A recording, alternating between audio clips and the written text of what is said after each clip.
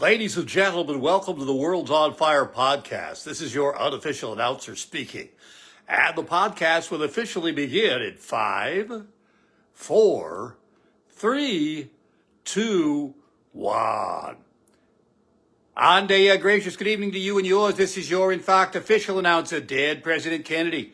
And I say to you that old hoe bag, Christi Noem, got exactly what an old hoe bag deserves. And that is, she got the old heave-ho.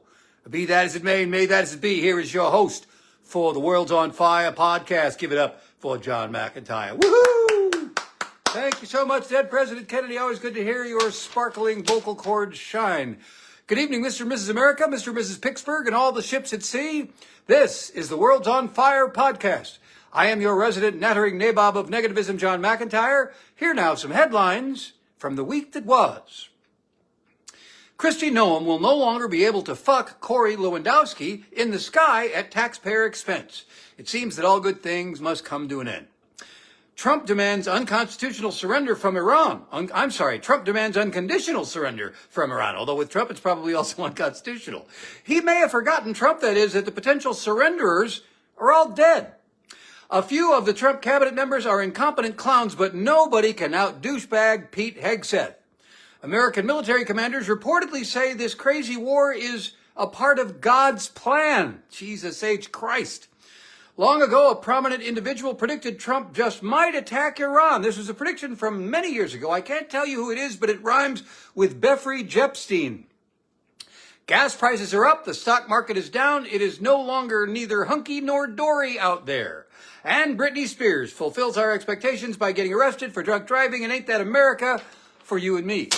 We are live for Baby Boomer Central from Baby Boomer Central, where Jack Kennedy continues to have my back, along with John Paul George and the Ringo, who always enjoy the World's on Fire podcast. And as an ancient baby boomer warrior might just say at this moment in time, let's rock and roll. Yes, Susan Gotti, Pam Bondi may be next. So you can be a moron and keep your job as a Trump cabinet official. You can be obnoxious and keep your job as a Trump cabinet official. You can even be completely unqualified and keep your cabinet post. But apparently, there is a red line. There is a straw actually capable of breaking the camel's back. You know, not the first straw, but the last straw. Whatever that straw was, Trump actually fired Homeland Security Secretary Christi Noem this week. Everybody knew she was fucking Corey Lewandowski aboard a taxpayer-paid-for jet, which included a fancy bedroom. Trump didn't seem to care initially. Noem called 2 innocent civilians murdered on the streets of Minneapolis domestic terrorists, which was, of course, bullshit. Trump didn't seem to care. Then Noem spent $220 million taxpayer dollars on a TV advertising campaign, which featured herself quite prominently, obviously blowing shitloads of taxpayer money to raise her own profile. That in and of itself didn't seem to bother Trump, but when Noem was questioned about it at a congressional hearing, she said that Trump had approved the $220 million campaign. Trump says privately he didn't know anything about it. This is one time I actually believe Trump. And Noem's fibbing seemed to be the aforementioned last straw. Oh yes, and her fuck buddy Lewandowski, he's also been shitcanned. Sometimes there's just a little justice in the world. But the lead up to the humiliation of Christi Noem, which eventually led to her dismissal, was priceless.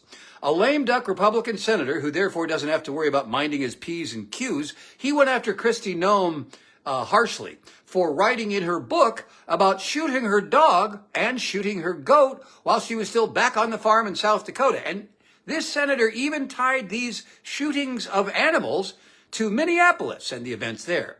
Senator Tom Tillis said this to the heavily made up and Botoxed cabinet secretary. You'll forgive my my impression of Senator Tom Tillis. You talk about killing a dog that was 14 months old. I train dogs, all right? And you're a farmer, and you should know better. You should know that if you're going out to a hunting lodge and you're putting pheasants out there and you're putting dogs out, you don't take a puppy out there. A 14-month-old dog is basically a teenager in dog years. You decided to kill that dog because you had not invested the appropriate time in training. And then you have the audacity to go into a book and say it's a leadership lesson about tough choices. My point is, those are bad decisions made in the heat of the moment, not unlike what happened in Minneapolis, We are an exceptional nation, and one of the reasons we're exceptional is that we expect exceptional leadership, and you've demonstrated anything but that in the time that I've seen you. Isn't it amazing how some Republicans can actually grow testicles when they're not running anymore? Here now is my impression of Christi Noem and the goat. Hey, Mr. Goat. Oh, Mr. Goat, come over here right now. Here you go.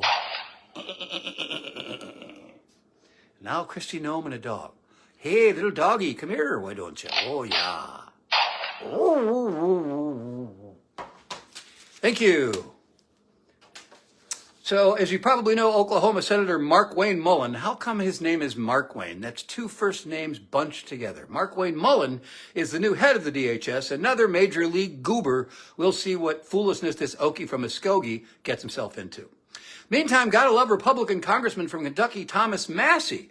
First, he championed the Epstein Files Transparency Act, and now he has a message for Trump. He says you can try all the distractions you want, like the war in Iran, but the Epstein Files controversy will not go away, will not disappear, says Tillis. Quote, bombing a country on the other side of the globe won't make the Epstein Files go away any more than the Dow going above 50,000 will, Massie wrote on X. The recently retired Marjorie Taylor Greene put in her 2 cents, quote, for years we've demanded to release the Epstein Files, demanding transparency and justice for the thousands of victims, women and children, by the richest and most powerful men in the world, and we had to fight Trump himself to do it, even after he and all of us had campaigned on it. And not a single person has been arrested and likely won't be. No accountability, no justice, says Marjorie Taylor Greene. Instead, we get a war with Iran on behalf of Israel that will succeed in regime change in Iran. Another foreign war for foreign people, for foreign regime change? For what? Asks Marjorie Taylor Greene.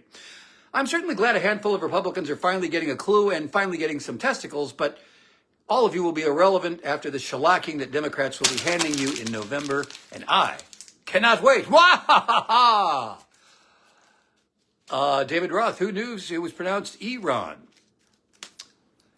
By the way, you're watching the World's on Fire podcast brought to you by the Brillo Box, home of the May 9th, yes, we've solidified the date finally, Saturday, May 9th, comedy talk show featuring Bethany Hallen. I'm still trying to get the mayor if I can. Brought to you by Venmo at John McIntyre at John-McIntyre-27. Venmo me some fucking money, for Christ's sake. What else you got to do? And Ruby's Wine House. It's the best damn wine bar in Allegheny County. It's in Coriopolis. Never heard of it? Check it out at rubyswinehouse.net. Now, let me just state unequivocally, for the record, that regardless of how you feel about this war, Secretary of War Pete Hogsbreath and his douchebaggery know no bounds. The SNL Colin Jost send-up of the Alcoholic Weekend Fox News host as a geeked-up macho frat boy who cannot wait to play Army is stunningly and frighteningly accurate. There he was, this haircut, pretending to be qualified to be a cabinet secretary, saying stupid shit. Why, here's an example of a stupid quotation right now. He tells a room full of reporters the following, quote, when a few drones get through or tragic things happen, it's front page news. The press only wants to make the president look bad. This idiocy implies that when innocent civilians tragically die in war, we should not report on it because it might make Trump look bad. Is this halfwit suggesting that when tragic things happen, the media is supposed to minimize it? The thing about it is these guys are liars across the board, and one more thing, they're incompetent. Not the military, of course. As George Carlin once observed famously, nobody's better at bombing the shit out of brown people than the United States of America. But it's hard to have confidence in the war when Trump is the idiot in chief. Why now? Nobody knows. What's the end game? Is there a so-called exit strategy? Nobody knows. What happened to Trump for years promising no more foreign wars? Well, everybody knows he's a lying piece of shit, and he was lying the whole time. Some MAGA morons are finally waking up to this. In fairness, they are extreme fucking morons, which is why they had their original opinions. The new gas prices are awesome. Shelley, hello, Athena. Meantime, it's not just us libtards who are raising red flags about this war. The best conservative commentator comment I've seen thus far, came a few hours after we started the war. It came from conservative commentator Matt Walsh, who argued on X that efforts by the White House to explain this shit was pretty much for shit. Here's a quote. So far, we've heard that although we killed the whole Iranian regime, this was not a regime change war. And although we obliterated their nuclear program, we had to do this because of their nuclear program. And although Iran was not planning any attacks on the United States, they might have been, depending on who you ask. And although we are not fighting this war to free the Iranian people, they are now free, or might be, depending on who seizes power, and we have no idea who that will be. The messaging, he continued on this thing, is to put it mildly, confused, end of quotation. So see, it's not unpatriotic to question our bullshit in a China shop leadership. It is common sense, especially when they are talking out of both sides of their mouths. Watching J.D. Vance, who for years has been a Mr. No Foreign Wars, try to twist himself into a pretzel to pretend that this all makes perfect sense is hysterical. Tucker Carlson weighed in. This is Israel's war, said Tucker. This is not, sorry, I think I just got a stink bug or something rubbing into my eye. What an exciting moment on live, I would say live television, but it's not live television, it's live internet. Gee, you never know what's going to happen. What a spontaneous podcast. Here now, more reading aloud. Tucker said this war is not being waged on behalf of the American national security objectives to make it safer or richer. Basically, he's making the point that many other people are making, that we're just doing it for Israel, and some people don't cotton to that notion. Randall Bondi, the war is hugely successful at accomplishing its goal. It's got people talking about the war, not the Epstein files. Yes, that is a common observation. Joe Gotti Jr. is Cuban X? Could be. He had a good feeling they were going to attack us. I saw that, David Roth. So, when the libtards and the MAGA crazy are on the same page, there might just be more than a grain of truth to their point of view. By the way, guess which prolific, future-thinking, clairvoyant pundit predicted that Trump would attack Iran? You guessed it. Or did you? It's the wise old sage, predictor of significant world events himself, one Jeffrey Epstein. A recently released portion of the Epstein files shows that the convicted sex offender privately was speculating in December of 2018 that a politically pressured Trump might resort to bombing Iran as a large diversion. The exchange begins in the context of Trump's unannounced Syria withdrawal, which, as CNN reported at the time, caught even more senior national security officials off guard and was described by former Secretary of Defense Mad Dog Mattis as so contrary to his own views that Mad Dog resigned the following day. Now, Epstein wrote at the time, "You guys need to understand that he is psychotic, and he would not blink twice at encouraging an attack on us so he can leap to the country's defense mindset." A few seconds later, Epstein added in this writing, "Cornering a rat is never a good idea." End of quotation. I have also a proposed amendment to that notion. Electing a rat as president of the United States. Also, not a good idea. Mark Wayne picked people's noses on a plane while they were napping. Is that so, Bill McIntyre? Well, I can't wait to see the video of that. Hello, Annie Cosmides. So history shows religious fanatics can be dangerous. They might just do crazy things in the name of God. Thank God it's just the other guys who have to worry about that problem, right? It's those other guys like, we don't have that problem here, do we? According to Jonathan Larson's Substack, a combat unit commander told non-commissioned officers at a briefing Monday that the Iran war is part of God's plan and that President Trump was anointed by Jesus to light the signal fire in Iran to cause Armageddon and mark his return to the earth. This according to a complaint by a non-commissioned officer. From Saturday morning through Monday night, more than 110 similar complaints about commanders in every branch of the military had been logged by the Military Religious Freedom Foundation, or MRFF. The complaints came from more than 40 different units spread across at least 30 military installations. The commander urged us to tell our troops that this was all part of God's divine plan, and he specifically referenced numerous citations about the book of Revelation, referring to Armageddon and the imminent return of Jesus Christ. Well, Jesus H. Christ, Armageddon out of here before these ass clowns start World War III. Oh, there, Bill has posted the video of the guy picking noses. Great to see you, Annie Cosmides. And now, with a word about Ruby's Brown House for presidents of the United States. This is John F. Kennedy, and I say to you that if I was still alive and so was Jackie, I would immediately take her to Ruby's Wine House in Coraopolis. But let's say I was alive and Mrs. Kennedy was dead, but Marilyn Monroe was still alive.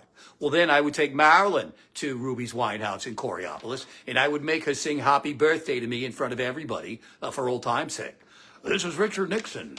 I had to see Deep Throat 6 times to get it down pat.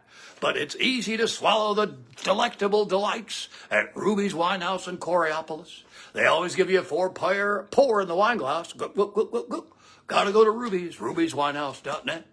That's Bill Clinton. You know, I just testified at that silly hearing in Chappaqua, but it was good to get out and be in public again, you know, and mix it up with right-wing lunatics. But when I'm in Pittsburgh, I always go to Ruby's Wine House in Coraopolis. They have the best seasonal cocktails you've ever heard. Don't matter what the season, they switch them up. They are taste-a-roo. It's George W. Bush. The missus and I still like to role play once in a while. So she pretends she's a naughty librarian, and I pretend that I'm just some guy looking for a naughty librarian. We hook up over at Ruby's Wine House, because it's the best damn wine bar in Allegheny County. Check it out, rubyswinehouse.net. Thank you, presidents. Here now, a return to The World's on Fire. Sam Cox. Don't forget to turn your clocks ahead 1 hour Saturday night. Spring forward, fall back. Yeah, so it's back. Donald Trump is unlike any president we've ever had, which is to say that while others had egos, they were not total malignant narcissists, and they weren't totally fucking insane. But there is an emerging school of thought that Trump is a little bit like one former president, Lyndon Baines Johnson, in that he's getting us involved in a horrible war that is really a bad idea. Several cowardly House Republicans, who naturally didn't want to be named, told Politico that Trump can't necessarily count on them for support for this war in the long run, quoting one of them. Sounds a little bit like President LBJ going into Vietnam, doesn't it? One brave lawmaker went on the record, Republican Representative Warren Davidson of Ohio. He said the constitutional sequence is that you engage the public before you go to war unless an attack is imminent. And imminent means like imminent, not something that's been going on over a 47-year period of time, end of quotation. Well, two problems with that. Trump couldn't possibly care less about the Constitution, and he is pretending that the threat was imminent. And as you know, it wasn't. Everybody knows it, but when your whole fucking world is built on alternative facts, you really don't give a flying fuck about the truth. Another brave GOP congressman, Eli Crane of Arizona, said military operations like this can go sideways so fast, you know, it could make your head spin. You think? You are watching The World's on Fire. So you would think that even an idiot like Trump would think twice about starting a war with Iran because gas prices will be going up. They're already up by about 40 cents, according to my count, in Pittsburgh already. The New Republic reporting that the Trump administration is panicking over oil pricing spikes. An anonymous energy industry executive said that Energy Secretary Chris Wright and a team led by Interior Secretary Doug Burgum and other top energy advisors on Trump's team are getting screamed at to find some good news regarding bringing down gas prices. Quote, folks are scrambling for announcements and messaging to counter the narrative of more expensive gas in the immediate future, the executive added. This is so incredibly stupid. If there was a magical way to make gas cheaper, all of a sudden every single president would have used it by now. Were these bozos unaware that actions have consequences? Gas was already expensive even as Trump claimed the opposite. Earlier this week, the president dismissed the notion of a spike, stating that if we have a little high oil prices for a little while, but as soon as it ends, those prices are going to drop lower than even before. Yeah, right. Nothing to see here. Jesus Christ, these motherfuckers are the stupidest shit for brains douchebags to ever occupy the White House. Meantime, CNN reports that some top Trump aides are getting cold feet about the war with Iran. Gas prices are up, as we mentioned. The stock market is down, and the impending sense of doom and gloom prevails. Quote, it's a political risk. No ifs, ands, or buts about it, one Trump advisor said of the attack. Let's just hope something doesn't go really wrong, said the advisor, because if that happens, it's going to be a problem. These guys really tend to soft pedal and underestimate and soft sell everything. Scary shit, Mike Anderson. The war with Iran is broadly unpopular in early polling, with voters wary of another entanglement in the Middle East and unclear on the administration's objectives. But in fairness, the administration is also unclear about the administration's objectives. Trump says he wants an unconditional surrender. From whom? He already killed off the old leadership. We don't even know for sure who's the fuck is in charge right now. Trump officials, in the lead up to the weekend's airstrikes, warned the president that striking Iran could generate unpredictable political repercussions, stressing that it was difficult to pinpoint how the offensive would play out over time, people familiar with the matter said. Trump opted to press ahead anyway, and while he has since personally dismissed the negative public sentiment as inconsequential, those around him have scrambled for days to construct and sell a belated rationale for the attack. Well, good luck with all that. Fred McIntyre, Tosh, dumber than a box of hammers. You bet your sweet Bippy. You are watching the World's on Fire podcast. What if I told you that Donald Trump was accused by a woman of sexually abusing her when she was 13 or 14 years old? She was introduced to Trump by Jeffrey Epstein. Would you believe me? Would you believe her? Of course you would, because it simply sounds true. It sounds like something Trump would do. The Justice Department got caught trying to hide the files of these charges, but journalists caught them, so this week they were forced to release the files. Now, this woman, who was interviewed in July 2019 by the FBI about allegations convicted sexual predator Jeffrey Epstein, she has alleged that Trump forced her to perform oral sex on him 35 years ago when she was 13 or 14 and subsequently hit her. And why did he hit her? Because she bit him. At least that's what the FBI files are telling us. At least that's what she said. So Representative Robert Garcia, a California Democrat, said the DOJ appears to have illegally withheld FBI interviews for this survivor who accused President Trump of heinous crimes. End of quotation. As you know, Trump last week said the Epstein files had totally exonerated him, which is the funniest thing Trump has said in months. Garcia also said that because of the prior subpoena issued by the Oversight Committee as well as the Epstein Files Transparency Act, quote, these records must immediately be shared with Congress and the American public. Covering up the direct evidence of a potential assault by the President of the United States is the most serious possible crime in this White House cover-up, said the congressman. No wonder it's so small. Exactly. She might have taken a couple of inches off right there, Bill. I feel like Marco Rubio. So, I mentioned last week that it looks like billionaire businessmen, the Ellison family, thanks to their constant sucking up to Trump, will be given the green light to buy Warner Brothers, which means unless somebody stops them, they will also own CNN. Thanks to these wealthy pinheads, we're already seeing the revolting foxification of CBS News. And Barry Weiss and her sellout MAGA brand of journalism have already chased one major news star away from CBS.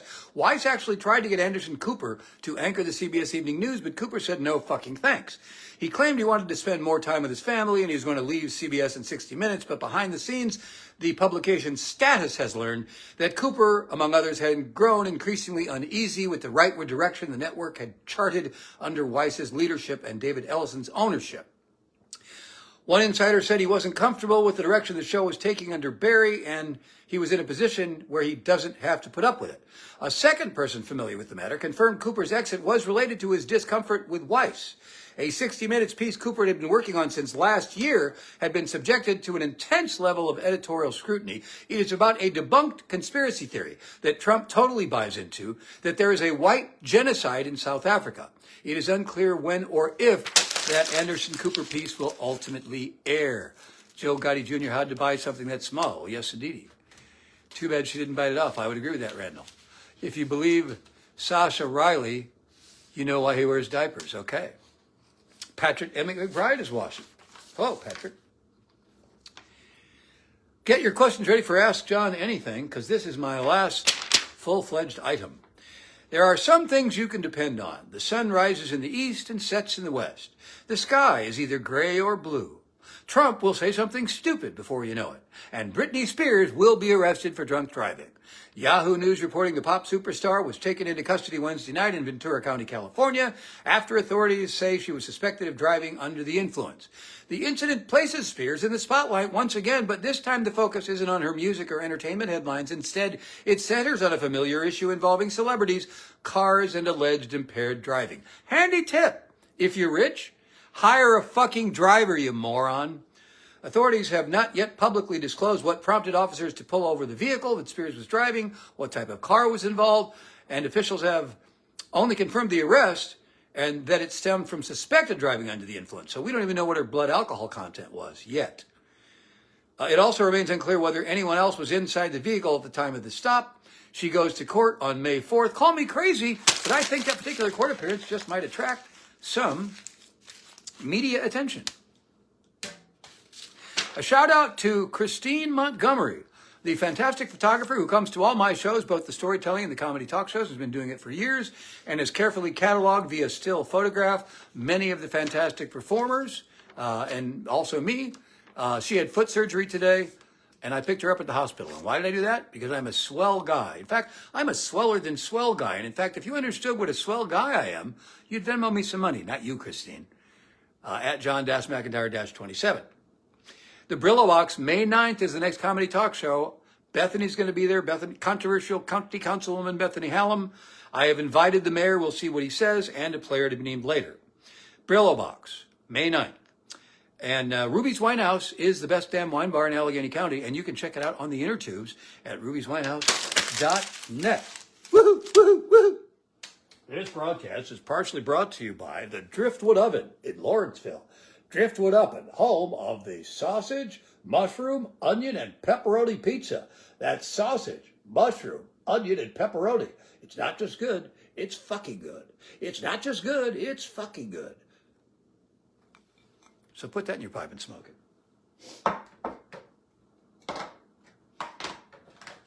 This is Bernie Sanders. If you need an authentic George Soros Jewish space laser to ward off the evildoers, just dial 1-800-JEW-LASER. That's 1-800-JEW, L-A-Z-R.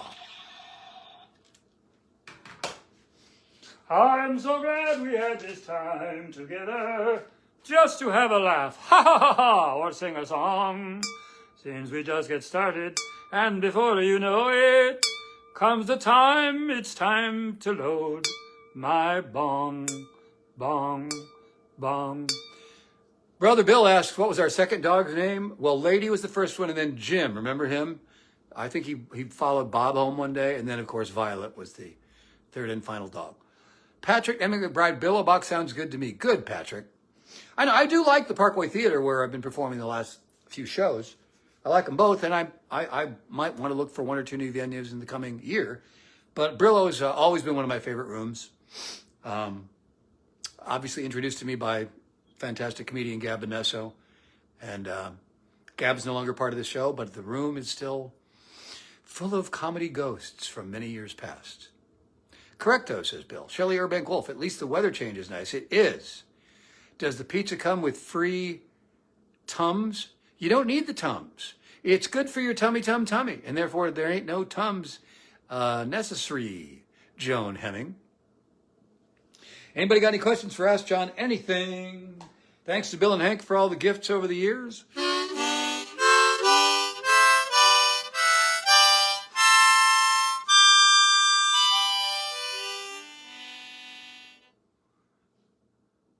Thanks for the harmonica.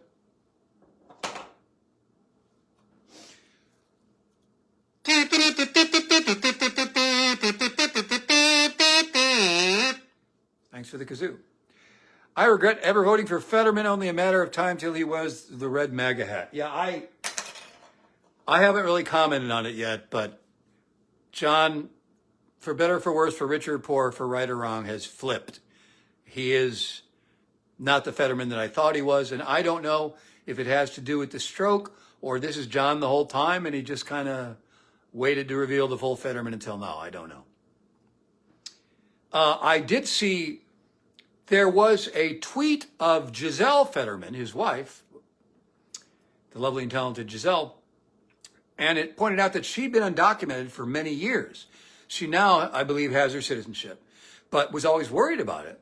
And so she tweeted about that, and the tweet, from what I read, is no longer available. In fact, I don't know if Giselle is any longer on Twitter, and she and I used to follow one another on Twitter, although I go on Twitter to look now, but I don't bother to post anything.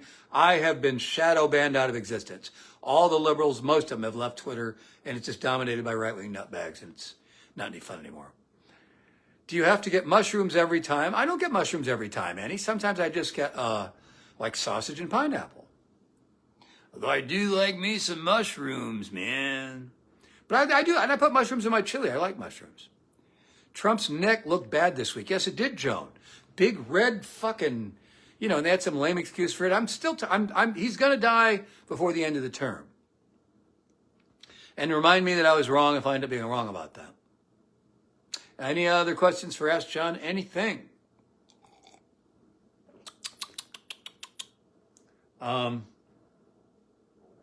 Yeah, it was 70 degrees here today, and it's going to be about that tomorrow, and I can't wait to enjoy it. I think it's going to turn cold again in a few days, but I mean, most of the immediate days ahead are at least tolerable. after a horrible, cold, awful, snowy, freezing fucking cold winter. There's going to be a party when he dies. I imagine that, Bill. Gigi, am I on Blue Sky? I mean, I'm on it technically, I think, but I never post there. Pineapple on pizza is gross. No, it's not, Annie Cosmides. I will fight this fight until the day I die. You and the Bill McIntyres of the world are on the anti-pineapple side. But I am on the pro-pineapple side. And we pro-pineapplers will prevail. Pal. Any other questions for Ask John Anything? I will post the entire rant on my page and several other pages. I've been putting them on my YouTube page too, which is John Oliver, youtube.com/John Oliver McIntyre. If you ever want to take a look at it, that's youtube.com/John Oliver McIntyre. Will Banana Ball come back to Pittsburgh? I don't know, Joan. What the fuck is the Banana Ball? Does that mean Trump's term is terminal? I like to think so, James Mark. Gigi Gerben, I encourage you to post on Blue Sky. Maybe I will. Perhaps I will for Gigi. Every little breeze seems to whisper Louise. The birds in the trees seem to whisper Louise. Mike Anderson, why ever run for political office? Only if I totally run out of money and it pays decent. And I think I could win. Should the Steelers get the Arizona quarterback? Is that Kyler Murray? You have a great weekend too, Gigi. I don't know. I think Aaron Rodgers is coming back. Which I'm one of the few people who doesn't seem to have much of a problem with it because none of the other guys are necessarily better who are available, as I understand it. Kyler Murray, Geno Smith, Malik Willis, although they're all younger and they're all more mobile. But I think that Rodgers is coming back. And I think Mark McCarthy wants him to come back. But I wouldn't mind if we got somebody else and did something other than that. How do I think the Pirates will do? As many have pointed out, a lot of it has to do with how Brian Reynolds does, but most importantly, how, the big tall guy who fucks up in the outfield all the time and hits it hard but can't hit his weight. I don't know why his name is escaping me. Anyway, one of you will write it on the screen in a matter of moments. It depends on O'Neill Cruz. It depends on whether O'Neill Cruz turns it around because I believe the additions are solid and will have good years, but we still need Reynolds, and most of all, we need O'Neill Cruz. He allegedly he couldn't hit left-handers last year he couldn't, but he allegedly worked on it hard in the offseason. He's gotten a few hits so far in the spring. We shall see. Mike Anderson, thank you for saying you'd vote for me. Come to the Brillo Box on May 9th. O'Neill Cruz, thanks, Joe Gotti. All right. Isn't it a shame about Kutch? It is, Gigi, but it's time for the Pirates to move on. Yes, they should honor him. I don't think he deserves a statue, but I would retire his number. I've heard the argument that since he's the only reason, well, not the only reason, one of the main reasons that we got back to playoff baseball in 2013, baseball in 2013, 2014, and 2015, Kutch had a lot to do with it.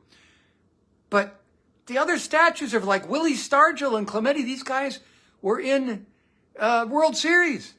Steve Blass doesn't have a statue, and he won 2 games in the 71 World Series. Let's make one for Steve Blass before we do Kutch. He has improved in the outfield, O'Neill Cruz, says Randall. He went from atrocious to really bad. So let's hope he takes a step from really bad to almost mediocre this season. Any other questions for Ask John Anything? Bud Dwyer impression. Wish they were retiring the Nuttings. Yes, Joe Gotti. Can't argue with that. Although he is at long last spending some more money this year. We'll see if it bears fruit. But I think they're going to win at least 80 games. And I think they only won 72 last year. And I think they might win more, but I think it's going to be in the 80s. And I'm just talking out of my ass, but that's what I think. Not like Jim Carrey talking out of his ass. All right. Lord willing and the quick don't rise. We'll be back next week. Same bat time, same bat channel. If you want to watch the rant, I posted. If you missed the beginning, you want to see the beginning. How's the landlord stuff? I'm still waiting.